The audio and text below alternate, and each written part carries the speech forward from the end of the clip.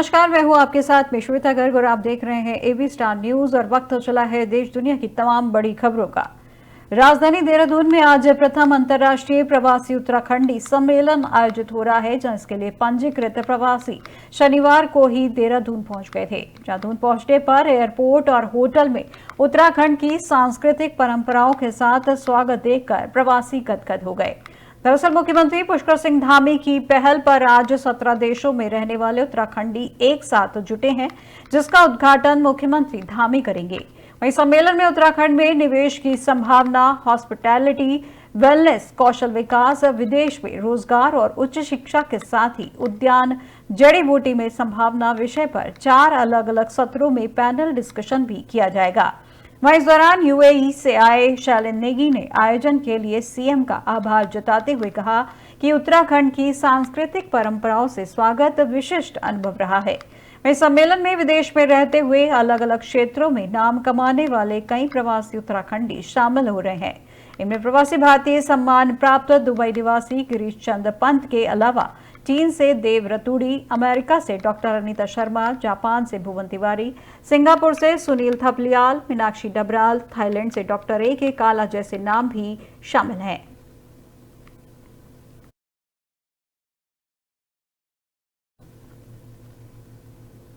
उत्तराखंड निकाय चुनाव में भाजपा के घोषित प्रत्याशियों के खिलाफ मैदान में उतरे नेता और संगठन के खिलाफ काम कर रहे बागियों को पार्टी ने 6 वर्ष के लिए पार्टी से निष्कासित कर दिया है। बीजेपी के प्रदेश महामंत्री आदित्य कोठारी ने बताया कि प्रदेश नेतृत्व की संस्तुति के बाद जिलाध्यक्ष ने बागियों के खिलाफ एक्शन लेना शुरू कर दिया है।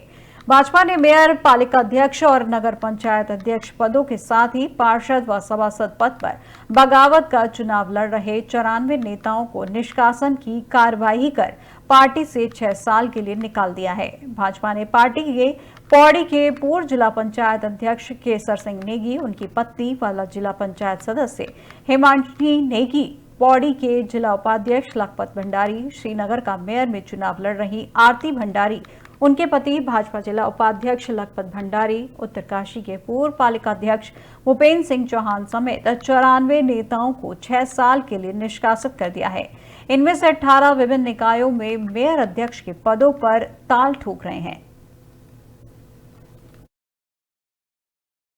देखिए, 6 साल के लिए निकालने की हमारी व्यवस्था है कि जो भी व्यक्ति पार्टी के चुनाव चिन्ह के विरुद्ध चुनाव लड़ता है उसको निकालने के प्रावधान है। कुछ समय के बाद अगर वो पुनः वापस आने की आवेदन करता है और उसका आचरण पार्टी के अनुकूल रहता है तो जो हमारी प्रदेश में एक कमेटी होती है, ज्वाइनिंग कमेटी, उस ज्वाइनिंग कमेटी में उसके प्रकरण पर विचार किया जाता है और अंत में प्रदेश अध्यक्ष जी की अनुमति से उसकी वापसी ज्वाइनिंग भी होती है। लेकिन इस पूरे प्रकरण में ये देखा जाता है कि पार्टी। अब खबर जालौन से है, जहां कुंभ मेले को लेकर डीएमएसपी ने सुरक्षा का जायजा लिया है। जहां रेलवे स्टेशन, बस स्टैंड पर चलाया गया है सघन चेकिंग अभियान, जो संदिग्धों से पूछताछ की गई और चेकिंग की गई। वहीं होटलों, ढाबों और घनी बस्तियों में संदिग्धों पर नजर रखने के भी निर्देश दिए गए। श्रद्धालुओं के ठहरने के लिए होटलों, ढाबों का किराया निर्धारित किया गया, जहां मेले में जाने वाले श्रद्धालुओं के लिए एक हेल्प डेस्क भी बनाई गई है। फ्लैग मार्च कर जनता को कराया गया है सुरक्षा का एहसास। वहीं जालौन के जिला मुख्यालय उरई में चलाया गया था ये अभियान। तक इतिहास का सबसे बड़ा महाकुंभ प्रारंभ हो चुका है। इसमें पहला स्नान 13 और 14 जनवरी को होना है। पूरे देश के विभिन्न भागों से श्रद्धालुओं का मूवमेंट हो रहा है। उसी क्रम में आज जिला प्रशासन, जिला पुलिस, जीआरपी और आरपीएफ की संयुक्त टीम द्वारा रेलवे स्टेशन की चेकिंग की गई और लोगों की गहनता से तलाशी की गई। सर्कुलेटिंग एरिया जो इसका है उसका निरीक्षण किया गया। हमारे श्रद्धालुओं को आवागमन में कोई से है, जहां कुंभ मेले को लेकर डीएमएसपी ने लिया है सुरक्षा का जायजा, जिसके चलते उन्होंने रेलवे स्टेशन, बस स्टैंड पर एक सघन चेकिंग अभियान चलाया है, जहां संदिग्धों से पूछताछ कर चेकिंग की गई। वहीं होटलों, ढाबों, घनी बस्तियों में संदिग्धों पर नजर रखने के लिए भी निर्देश दिए गए। और इस खबर पर ज्यादा जानकारी के लिए हमारे साथ हमारे संवाददाता दुष्यंत कुमार लाइन पर जुड़ चुके हैं। तो दुष्यंत, जिस तरीके से कुंभ मेले को लेकर तैयारियां चल रही हैं, उसके चलते जिलाधिकारी ने जो निरीक्षण किया उसके संबंध में क्या कुछ जानकारी मिल पा रही है? जी श्वेता, जैसा कि मैं आपको बताना चाहूंगा कि आप देख सकते हैं कि जिला प्रशासन पूरी तरह से अलर्ट हो चुका है। पुलिस अधीक्षक और राजेश कुमार पांडे जिलाधिकारी पूरी तरह से सक्रिय दिखाई दे रहे हैं।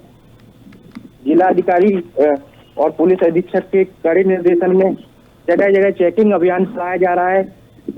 आप देख रहे हैं कि हर प्रकार की व्यवस्था की गई है श्रद्धालुओं को, इसके लिए किसी भी प्रकार की दिक्कत ना हो।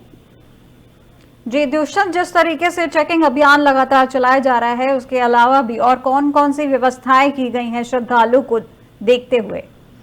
श्रद्धालुओं के लिए हेल्प डेस्क बनाई गई है, जिससे श्रद्धालुओं के आवागमन में कोई दिक्कत ना हो। श्रद्धालुओं के लिए होटलों पर ओवर रेटिंग ना हो, वहां पे व्यवस्था की गई है। जिला प्रशासन की तरफ से रेट निर्धारित किए गए हैं। तो इस प्रकार की तमाम प्रकार की सुविधाएं जिला प्रशासन के द्वारा श्रद्धालुओं के लिए महाकुंभ मेला को सफल बनाने के लिए की गई है। जी बहुत बहुत शुक्रिया दुष्यंत हमारे साथ इस खबर पर जुड़ने के लिए। तो ये थे हमारे संवाददाता दुष्यंत कुमार, जिन्होंने बताया कि कुंभ मेले को लेकर डीएमएसपी ने सुरक्षा का जायजा लिया है, जिसके चलते उन्होंने रेलवे स्टेशन, बस स्टैंड पर ये सघन चेकिंग अभियान चलाया गया है, जिसमें संदिग्धों से पूछताछ कर चेकिंग की गई है।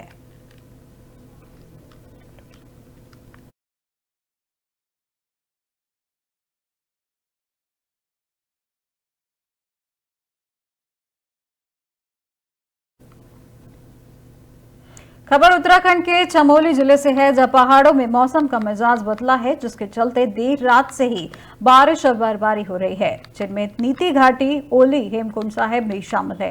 वहीं बद्रीनाथ धाम में देर रात से बारिश और बर्फबारी का दौर जारी है। और केदारनाथ धाम चोपता में भी मौसम का मिजाज बदला है। ठंड से जनजीवन अस्त व्यस्त हो गया है और तापमान में भारी गिरावट आई है। बर्फबारी होने के चलते गोपेश्वर मंडल चोपता मार्ग पर 40 से 48 किलोमीटर तक सभी मार्ग अवरुद्ध हो गए हैं।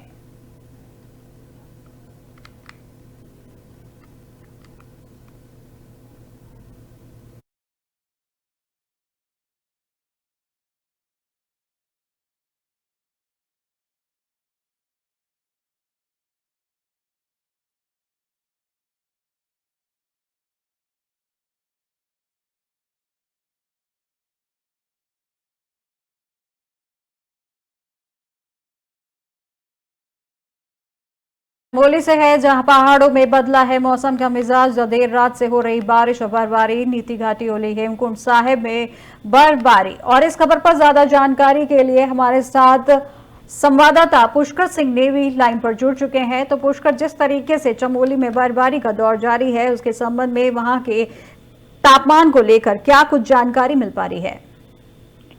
बिल्कुल, देखिए श्वेता, जिस तरह से मौसम विभाग ने जो अलर्ट किया था कि 12 तारीख को जो है मौसम बदलेगा, उसका सीधा सीधा असर जो है पूरे उत्तराखंड में हमको देखने को मिला है। चाहे पहाड़ी जिलों की बात करें या मैदानी जिलों की बात करें, तो मैदानी जिलों की अगर मैं बात करूं तो मैदानी जिलों में जो है घना कोहरा छाया हुआ है और हल्की बारिश भी हो रही है। तो कहीं ना कहीं जो यातायात की व्यवस्था की अगर बात की जाए, यातायात में जरूर जो है कुछ ट्रेनें भी जो है लेट हुई हैं, कुछ गाड़ियां भी जो है लेट हुई हैं। तो कहीं ना कहीं जिस तरह से मौसम विभाग अलर्ट करता है, उसके बाद प्रशासन जरूर हरकत में आता है।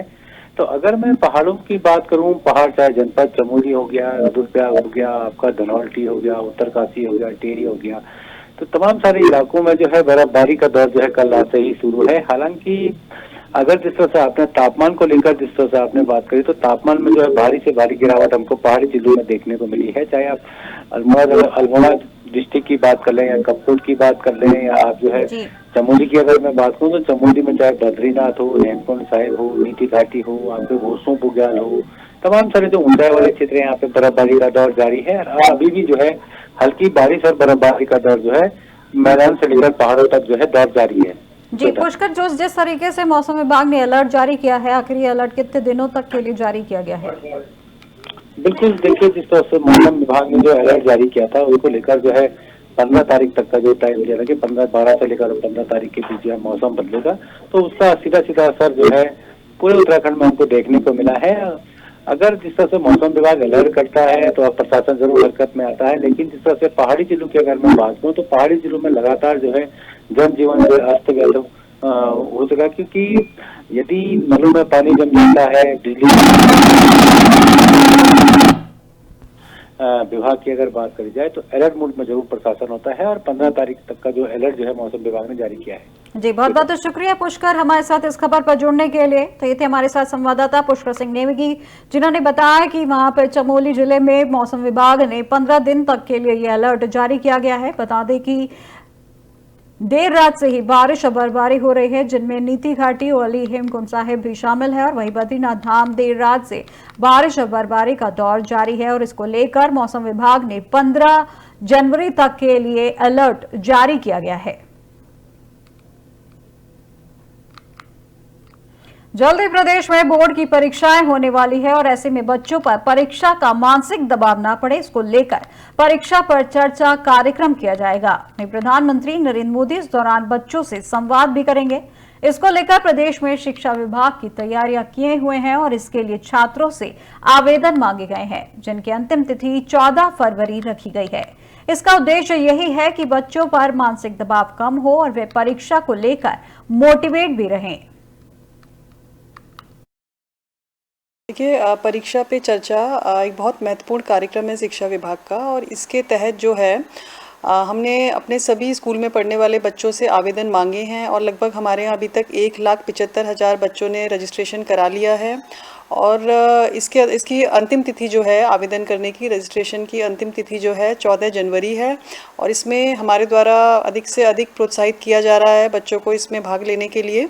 और इसमें माननीय प्रधानमंत्री जी द्वारा बच्चों के साथ में इंटरेक्शन किया जाएगा और निश्चित रूप से ये बच्चों के लिए बहुत ही लाभकारी सिद्ध होगा और उनको इससे बहुत इंस्पिरेशन मिलेगा, उनको गाइडेंस मिलेगी, उनको मोटिवेट किया जाएगा। तो इस परीक्षा पे चर्चा कार्यक्रम पे स्टेट लेवल पे काम चल रहा है। पंजीकरण की कार्रवाई अभी गतिमान। देखिए,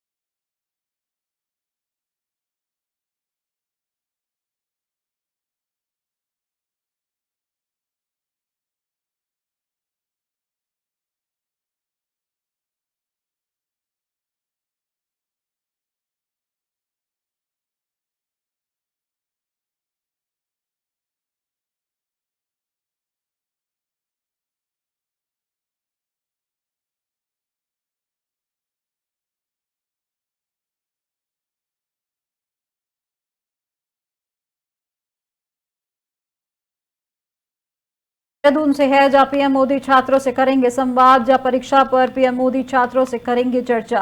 कार्यक्रम को लेकर छात्रों से मांगे गए हैं आवेदन। और इस खबर पर ज्यादा जानकारी के लिए हमारे साथ हमारे bureau chief Ajay Pandey line पर जुड़ चुके हैं। तो अजय, जिस तरीके से छात्रों के परीक्षा को लेकर पीएम मोदी छात्रों से संवाद करने वाले हैं, इसके संबंध में क्या कुछ जानकारी मिल पा रही है?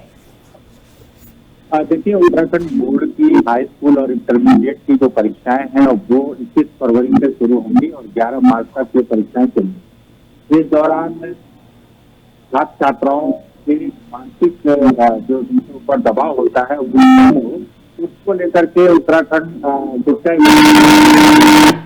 कई प्रयास किए जाते रहे हैं और छात्रों को ये बताया जाता है कि परीक्षा के दौरान वो मानसिक तौर पर मजबूत रहें और वो अपने परीक्षाओं में जो पेपर है उनका वो अच्छे तरीके से उनको हल करें। प्रधानमंत्री नरेंद्र मोदी काफी समय से छात्र छात्राओं को परीक्षा के चर्चा कार्यक्रम के तहत उनको संबोधित करते रहे हैं और उनको ये बताते रहे हैं कि जो उनका ये परीक्षा का जो समय है वो काफी महत्वपूर्ण समय है उनके लिए, और वो अपनी जो तैयारियां पूरे साल भर करते हैं तो उस समय संयुक्त होकर के रहें और अच्छे ऐसे में उत्तराखंड में क्योंकि 21 फरवरी से जो बोर्ड की परीक्षाएं शुरू होंगी, तो इस दौरान छात्र छात्राओं का जो मानसिक स्तर रहे वो मजबूत रहे, उनके ऊपर किसी तरह का कोई दबाव न रहे। इसके लिए प्रधानमंत्री नरेंद्र मोदी परीक्षा पर चर्चा कार्यक्रम के दौरान को संबोधित करेंगे। अजय जी, जिस तरीके से कार्यक्रम रखा गया है, ये कार्यक्रम किस दिन होगा और इसके संबंध में जिस तरीके से आवेदन करने की भी बात कही गई है, तो ये कब तक आवेदन किए जा सकते हैं? देखिए, परीक्षा पर चर्चा को लेकर के प्रधानमंत्री कार्यालय से चर्चा की जा रही है, और जैसे ही उसमें समय मिलेगा उसके बाद ही कार्यक्रम का समय तय किया जाएगा कि कौन से दिन प्रधानमंत्री छात्राओं को संबोधित करेंगे। लेकिन परीक्षाओं के दौरान छात्र छात्राएं हैं, उनके ऊपर मानसिक दबाव न रहे, उनके परिजनों को भी उत्तराखंड शिक्षा विभाग की ओर से बताया जा रहा है, समझाया जा रहा है, और कई दौर की चर्चाएं हैं ये पहले भी हो चुकी हैं। क्योंकि जो बच्चे बोर्ड की परीक्षा में शामिल होते हैं, सबसे महत्वपूर्ण बात यह है कि उनके परिजनों को इस बात के लिए पहले उनको समझाया जा रहा है कि वो अपने बच्चों के ऊपर किसी भी तरह का कोई दबाव न रखें, और बच्चों को शांत मन से उनकी परीक्षाओं में शामिल हमेशा ही उनका मनोबल जो है वो बढ़ाते रहें। ऐसे में उत्तराखंड शिक्षा विभाग की ओर से परीक्षार्थियों का मनोबल कैसे बढ़ाया जाए उस दिशा में कदम उठाए जा रहे हैं, और इसी कड़ी में प्रधानमंत्री नरेंद्र मोदी भी छात्र छात्राओं को संबोधित करेंगे, उनका मार्गदर्शन करेंगे और उनका मनोबल बढ़ाएंगे कि वो परीक्षा के दौरान शांत मन से अच्छी तैयारी के साथ शामिल हो और अच्छे रिजल्ट लेकर के आए। जी, बहुत बहुत शुक्रिया अजय जी हमारे साथ इस खबर पर जुड़ने के लिए। तो ये थे हमारे ब्यूरो चीफ अजय पांडे, जिन्होंने बताया कि प्रधानमंत्री मोदी छात्रों के साथ परीक्षा पर चर्चा करने वाले हैं ताकि उनका मनोबल बढ़ाया जा सके। इसके चलते उसके आवेदन को लेकर भी कहा गया है कि 14 फरवरी तक इसमें आवेदन किया जा सकता है।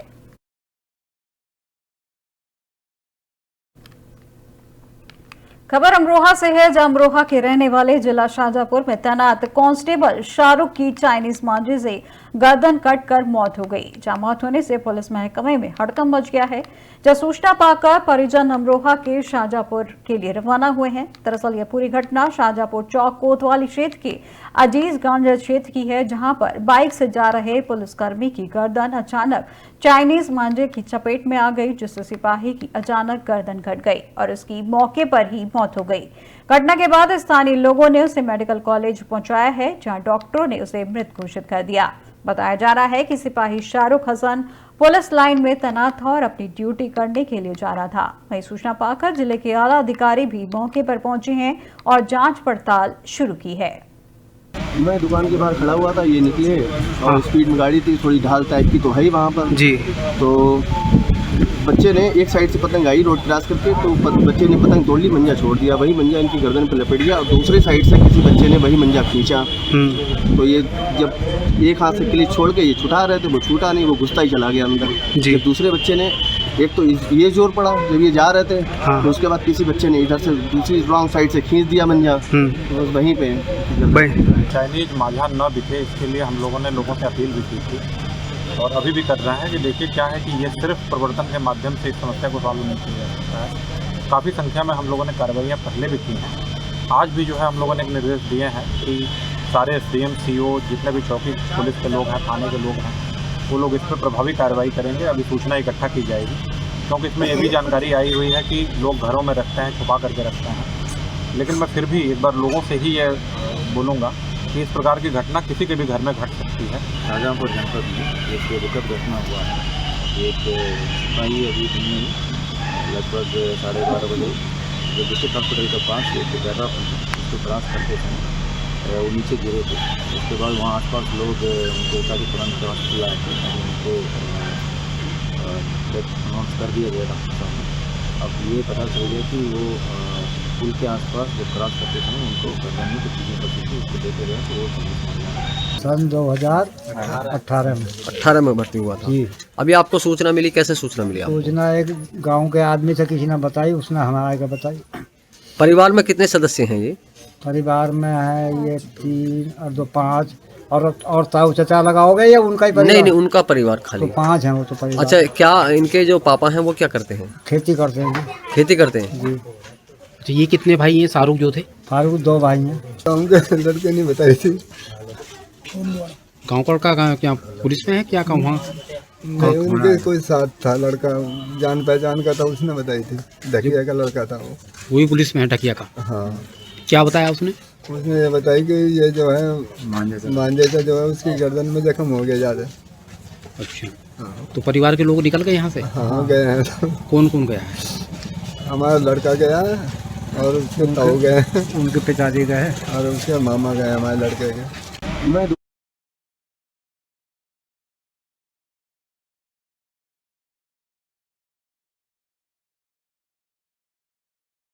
से है जहां पर चाइनीज मांझे से कटकर एक सिपाही की हुई है मौत। जब सिपाही की मौत से पुलिस महकमे में हड़कंप मचा है और पुलिस लाइन में तैनात था ये मृतक सिपाही। और इस खबर पर ज्यादा जानकारी के लिए हमारे साथ हमारे संवाददाता इकबाल अंसारी लाइन पर जुड़ चुके हैं। तो इकबाल, जिस तरीके का ये हादसा हुआ है चाइनीज मांझे से कटकर जिस तरीके से सिपाही की मौत हुई है, उसके संबंध में क्या कुछ जानकारी मिल पा रही है? जी बिल्कुल, बताना चाहूंगा कि जनपद अमरोहा के पलदाना हीरा गांव का ये पूरा मामला है, जहां के रहने वाले शाहरुख जो उत्तर प्रदेश पुलिस में सिपाही कांस्टेबल के पद पर तैनात था और जिसकी वर्तमान तैनाती जो है शाहजहांपुर में थी। कल शाहजहांपुर में अपनी ड्यूटी पर जाते हुए बाइक से जाते हुए चाइनीज मांझे से टकराकर उसकी गर्दन कटी और जिसमें मौके पर ही तुरंत उसकी मौत हो गई। मैं आपको बताना चाहूंगा कि ये चाइनीज मांझा है जो देश के अंदर पूरी तरीके से बैन है जी। लेकिन फिर सवाल ये खड़ा होता है कि पूरी तरह बैन होने के बाद आखिर ये मांझा चाइनीज मांझा आता कहाँ से है? वहीं इस मामले में जब इस सिपाही मृतक गांव के हम जाकर के लोगों से बातचीत की गई तो लोगों ने बताया कि सिपाही शाहरुख जो था बहुत ही सीधा साधा किस्म का युवक था और बिल्कुल गांव में सीधे साधेपन से रहता था और अपनी मजदूरी करके और बाइकों में पंचर और साइकिलों पंचर जोड़ करके बड़ी मेहनत करके और ये 2018 में सिपाही के पद पर तैनाती हुई थी इसकी। जी इकबाल, जिस तरीके से वारदात हुई है उसके चलते, क्योंकि जो पतंग उड़ा रहा था, क्या उस व्यक्ति को गिरफ्तार किया गया है? जी बिल्कुल, बताना चाहूंगा ये मामला शाहजहांपुर का है तो उस व्यक्ति के बारे में तो शाहजहांपुर से बेहतर पता लग पाएगा, लेकिन यहाँ गांव के लोगों से उन्हें बात की तो गांव में काफी हड़कंप मचा हुआ है। गांव में पूरे गांव में ऐसा हो गया है जैसे वो एक ही परिवार का नहीं पूरे गांव का युवक मौत हो गई है और काफी गांव के अंदर जो है मातम मना हुआ है। जी इकबाल, इसके साथ ही जिस तरीके से आपने बताया कि चाइनीज मांझे को लेकर कई बार शासन प्रशासन द्वारा कई निर्देश भी जारी किए गए हैं, वहीं अब जब ये इस तरीके की घटना हुई है उसके बाद अब शासन प्रशासन का इस पर क्या कहना है? बिल्कुल बताना चाहूंगा कि ये चाइनीज मांझे से मौत का मामला ये कोई पहला मामला नहीं, इससे पहले भी कई बार ऐसे हादसे सामने आए हैं जो चाइनीज मांझे से जो है बच्चे शिकार हुए हैं और बच्चों किसी के हाथ कटा है, किसी का पैर कटा है, कई हादसे ऐसे हो चुके हैं। लेकिन फिर इसके बावजूद भी ये चाइनीज मांझा बराबर देखने को मिलता है और पतंगबाजी लगातार चलती रहती है। तो इस चाइनीज मांझे के ऊपर तो पूरी बैन होने के बावजूद भी ये आता है, तो इसके ऊपर सरकार को और प्रशासन को बहुत सख्त कदम उठाने की जरूरत है, क्योंकि चाइनीज मांझा और चाइनीज मांझा ही नहीं पतंगबाजी भी बंद होनी चाहिए।